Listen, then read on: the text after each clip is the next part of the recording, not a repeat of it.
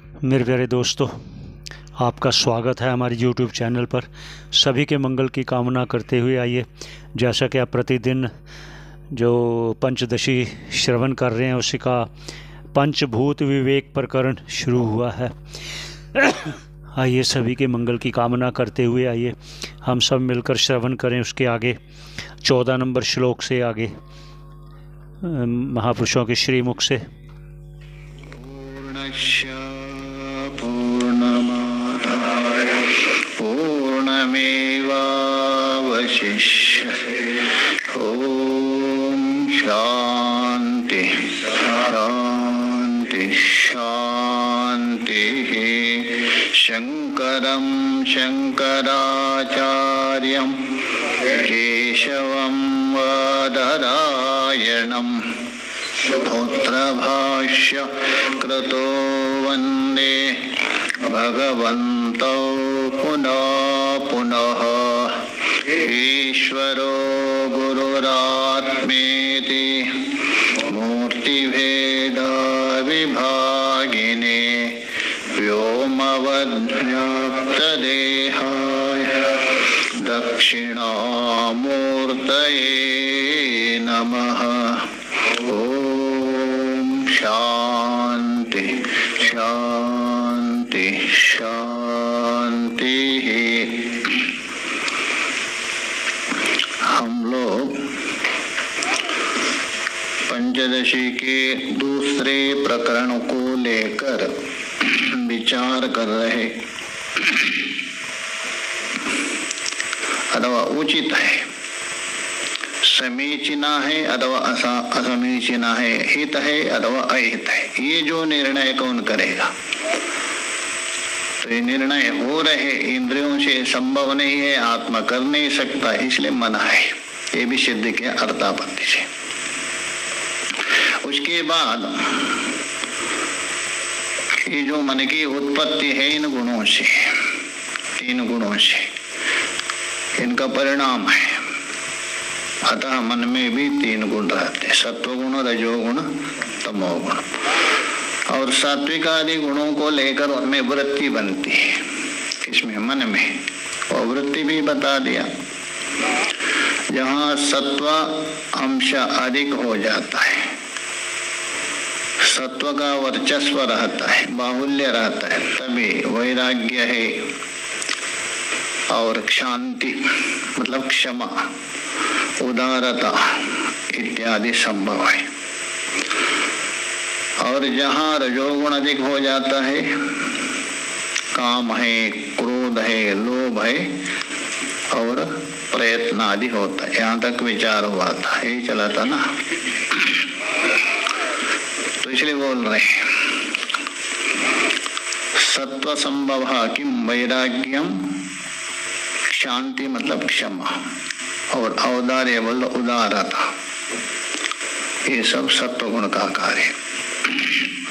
केवल इतना ही नहीं है, और भी समझ लीजिए, जो जो परमात्मा संबंधी जो कार्य होता है, ध्यान है, भजन है, चिंतन है, ये सत्व गुण से उससे संभव।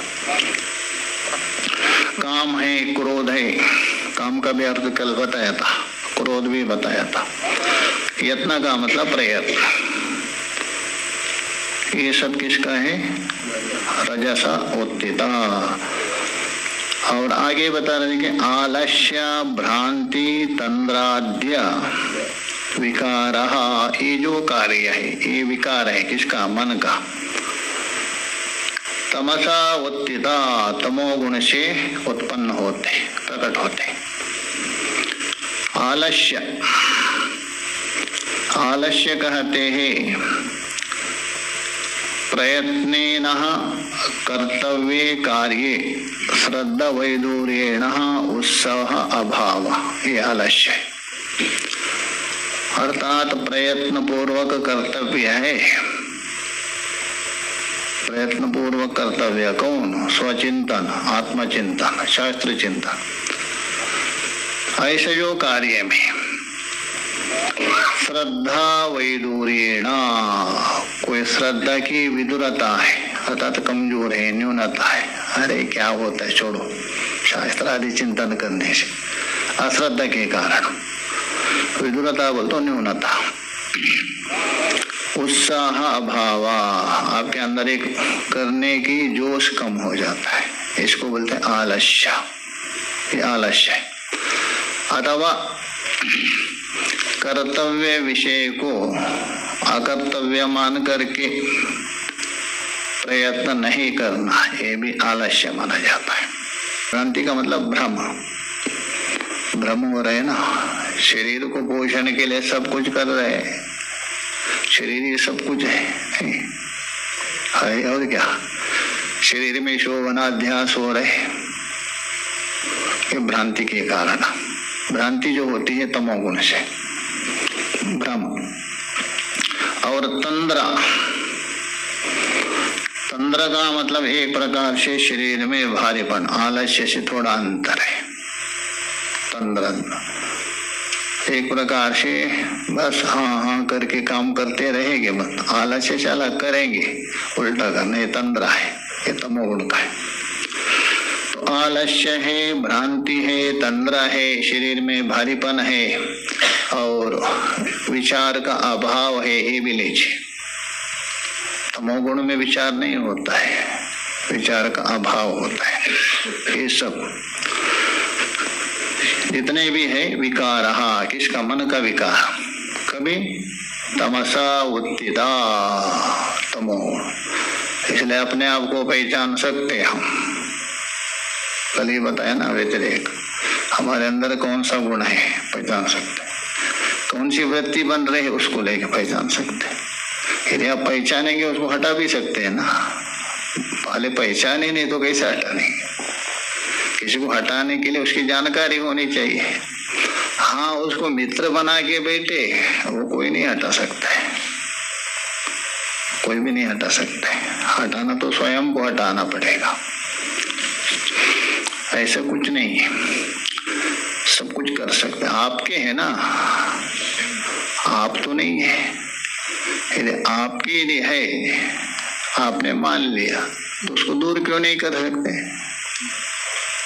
कर सकते, किंतु नहीं करना चाहते, छोड़ते नहीं। तो इसलिए वरवत्तिता, टीका में तो बता रहे स्पष्टत्व न व्याख्यायते, ये बात क्या है, स्पष्ट है, इसलिए विशेष व्याख्या करने की आवश्यकता नहीं। और यदि विशेष सुनना हो वैराग्य अन्यत्र, योग शास्त्र आदि में अन्यत्र सुन ले।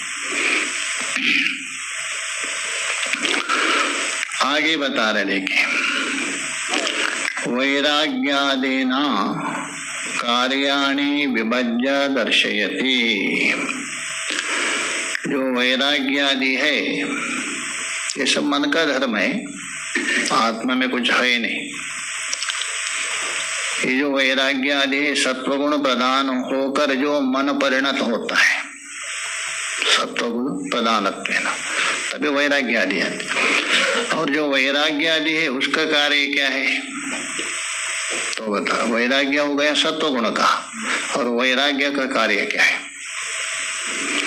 विभज्य अतः विभाजन पूर्वक अलग करके दर्शयति का ग्रंथकार, ग्रंथकार लिखा है। श्लोक देख लीजिए। सात्विक पुण्य निष्पत्ति पापोत्पत्तिश्च राजसे तामसेर्नो भयं किन्तु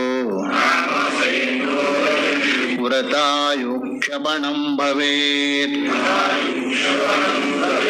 सात्विक अर्थात सात्विक बोल दो सत्व गुण का जो कार्य कौन, वैराग्य आदि, उससे सात्विक मतलब सत्व गुण का कार्य जो वैराग्य आदि है उनसे। पुण्य निष्पत्ति, पुण्य की उत्पत्ति होती किससे?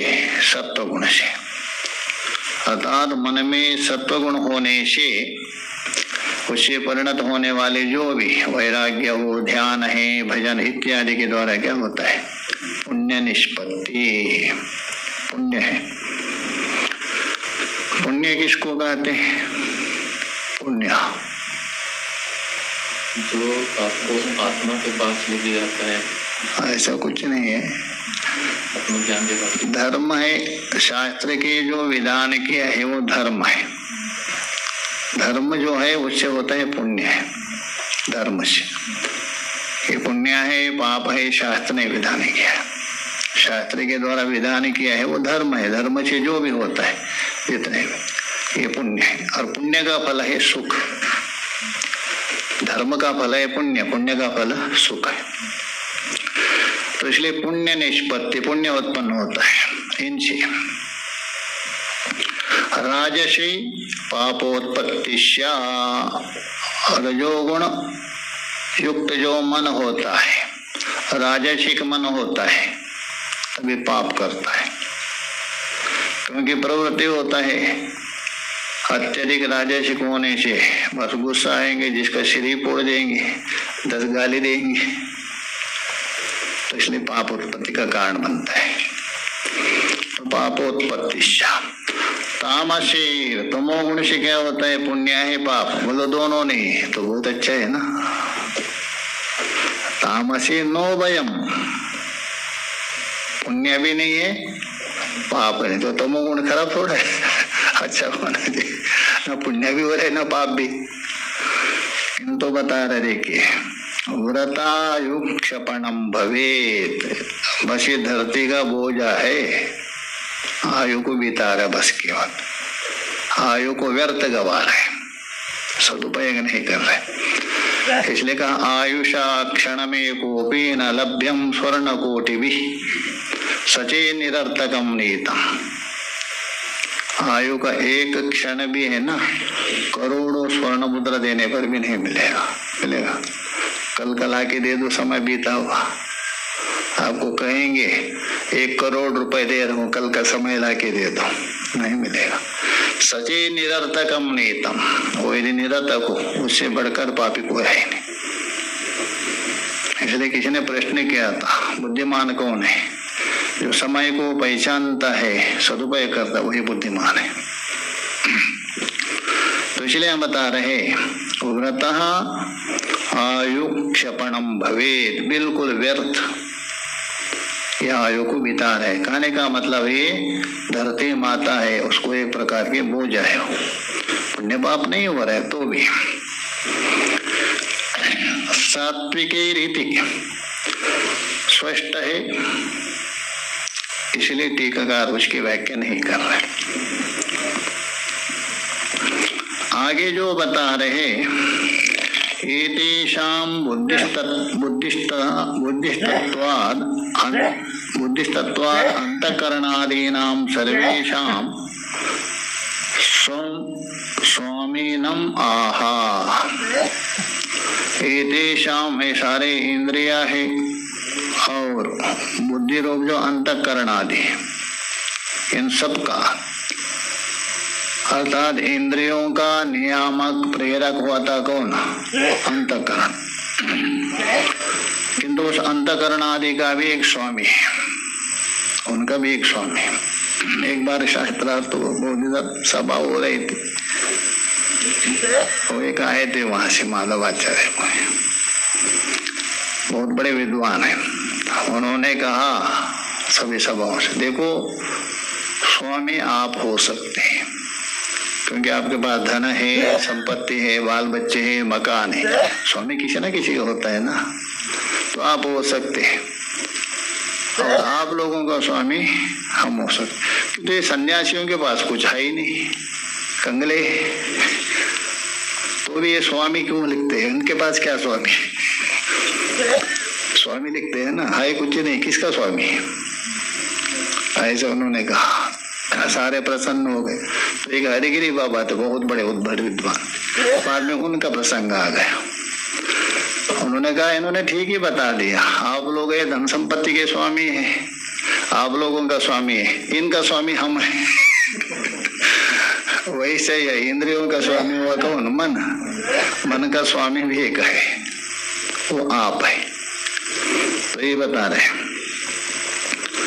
तो बुद्धिस्तत्वाद अंतःकरणादि नाम, अंतःकरण आदि इंद्रिया, और इंद्रियों का प्रेरक हो गया कौन? बुद्धि अंतःकरण उनका भी, सर्वेशाम सभी का, स्वामीनम आहा सभी का जो मालिक है उसको बता रहा। मन अभी तक मालिक बना था, अपेक्षाकृत है, पूर्णत्व नहीं है मालिक भी नहीं हो, बस इंद्रियों को थोड़ा इधर उधर देखभाल करता है इसलिए मान ले, किंतु असली मालिक है ना उसको बता रहे। असली मालिक कौन है? आप है।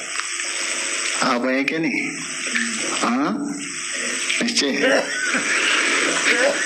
आपके सत्ता से चल रहे मन आदि, किसी को उल्टा है ना, केनो केनो उपनिषद केने चितम बदति प्राणा करके कुछ कोई बता रहे। देखिए अत्र हम प्रत्ययी करते एवं लोक व्यवस्थिति। अत्र अहम प्रत्ययी, यहाँ अहम प्रत्यय होता है, मैं हूं करके, मैं जानता हूं,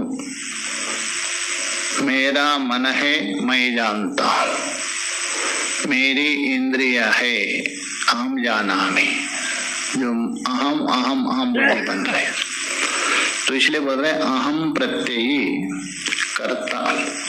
जो अहम प्रत्यय है, प्रत्ययवान जो कर्ता, सर्वत्र अहम, अहंकार नहीं लेना यहाँ, अहम अहम पश्यामि, मैं देखता हूँ, मैं सुनता हूँ, इस प्रकार मैं जो हो रहा है सर्वत्र, ऐसे जो अहमिति जो प्रत्ययवान जो करता है, इत्येवं लोक व्यवस्थिति, इस प्रकार लोक में व्यवस्थित हो रहा है। यद्यपि वो कर्ता भी नहीं है, कर्ता भोक्ता से पर है, किंतु लोक व्यवहार में कर्तृत्व आ रहा है, मन में नहीं।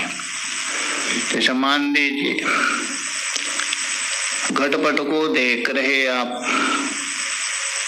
किसी देख रहे आंख से, तो कर्ता हो गया आपका नेत्र,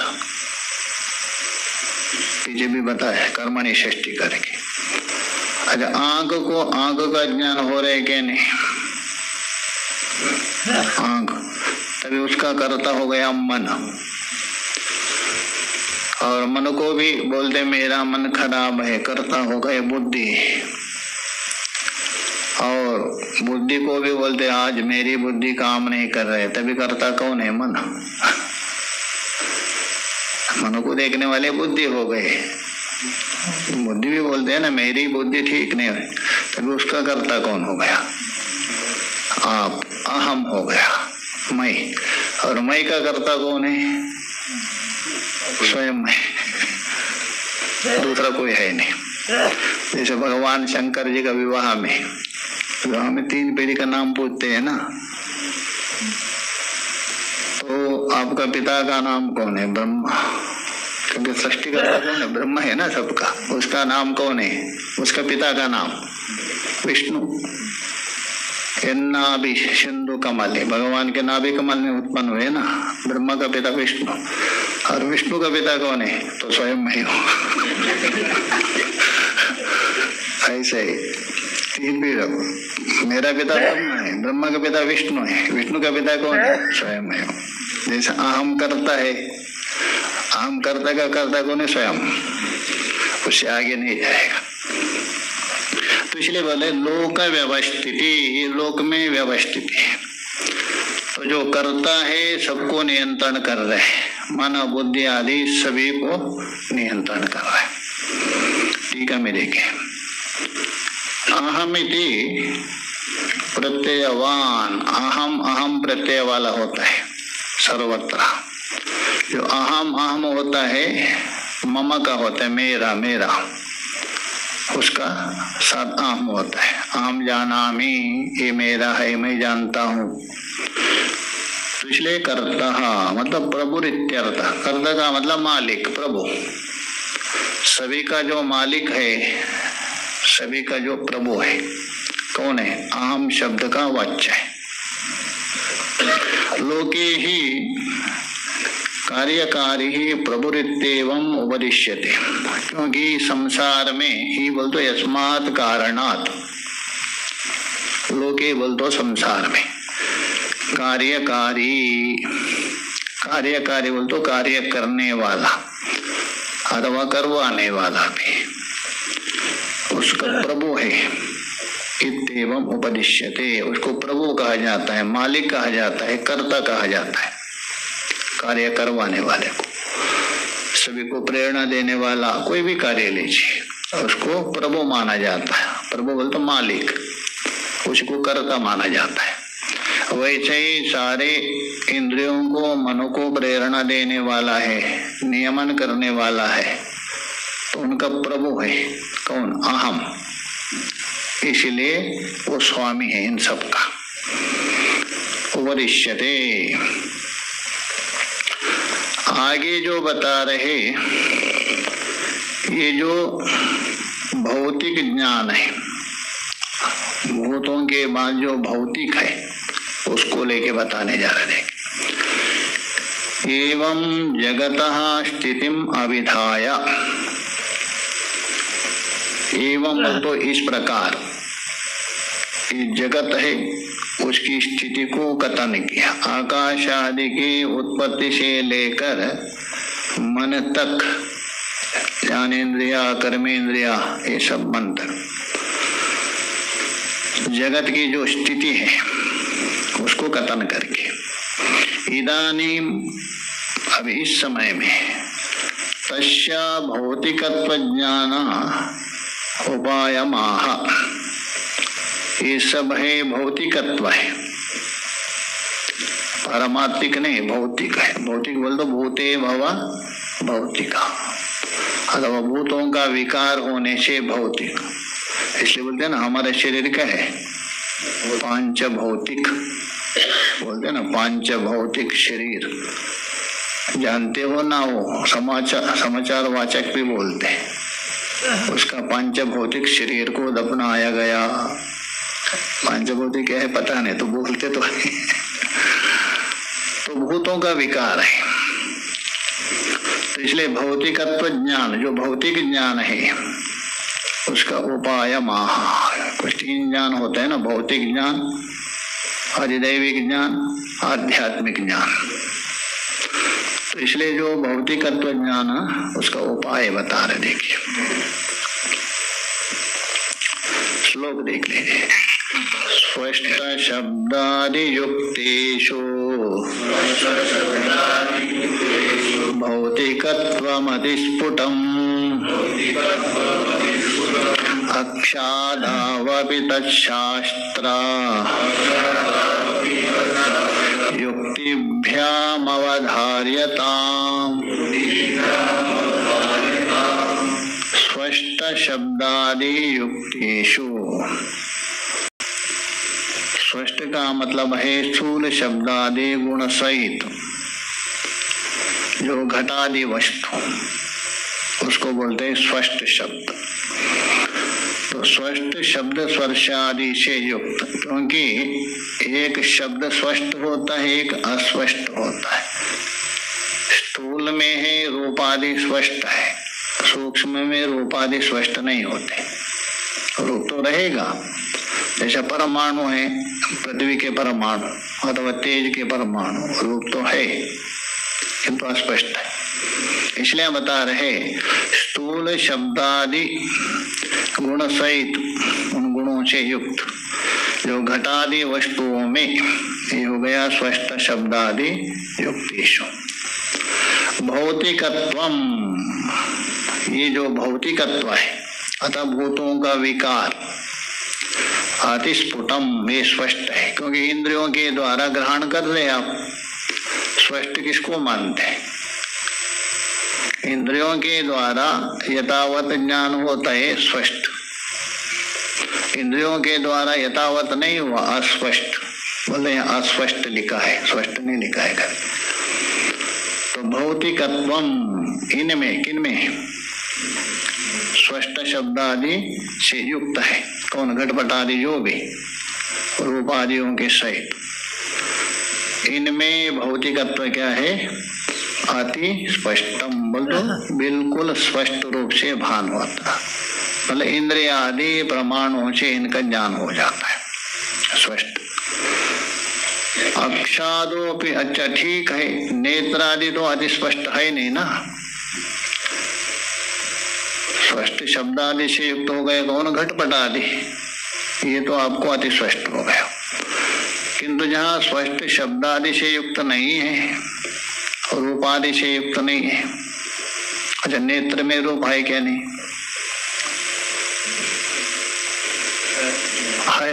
तो देखना चाहिए ना। क्यों आप बोले नेत्र में रूप क्यों मानते हो, कोई प्रश्न करे, वो नहीं तर्क। नेत्र से आप रूप देखते हैं वो अलग बात है, नेत्र इंद्रिय में रूप है क्या, नहीं। हाँ, नेत्र इंद्रिय तेजस है,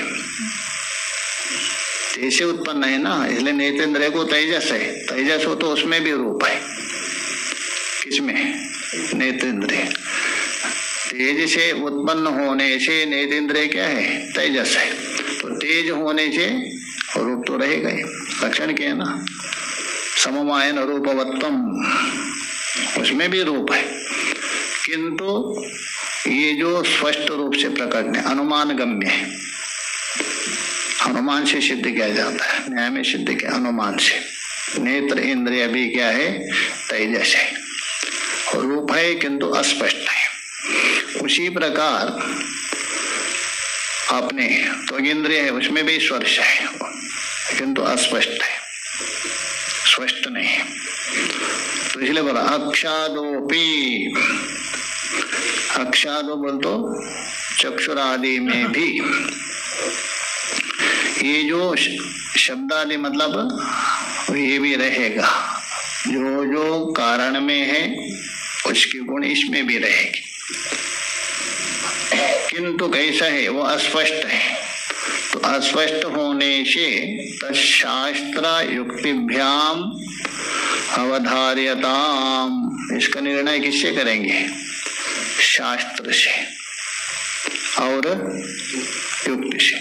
मतलब ये भी भौतिकत्व है, किसमें, नेत्र भी भौतिक है और श्रोत्रेंद्रिय भी भौतिकत्व है, ये कैसे सिद्ध करेंगे, मतलब शास्त्र से और युक्ति से सिद्ध करेंगे। तो इसलिए बोला अक्षादो अपि, अक्षादो बोल तो चक्षुरादि इंद्रियादि में, तत् बोल तो भौतिकत्व, वो जो भौतिकत्व है किससे, शास्त्र युक्तिभ्याम, शास्त्र से और तर्क से, दोनों से, अवधार्यताम, अर्थात अवधार्य बोल तो निश्चय करे, क्या निश्चय करे, भौतिकत्व। तो गाने का मतलब स्पष्ट घटपटादि में भौतिकत्व है, प्रत्यक्षादि प्रमाण से सिद्ध हो रहे, किंतु अस्पष्ट नेत्रादि में भी भौतिकत्व है, ये किससे सिद्ध निर्णय करेंगे, शास्त्र और युक्तों से, अवधार्यता। ठीक है, मैं देख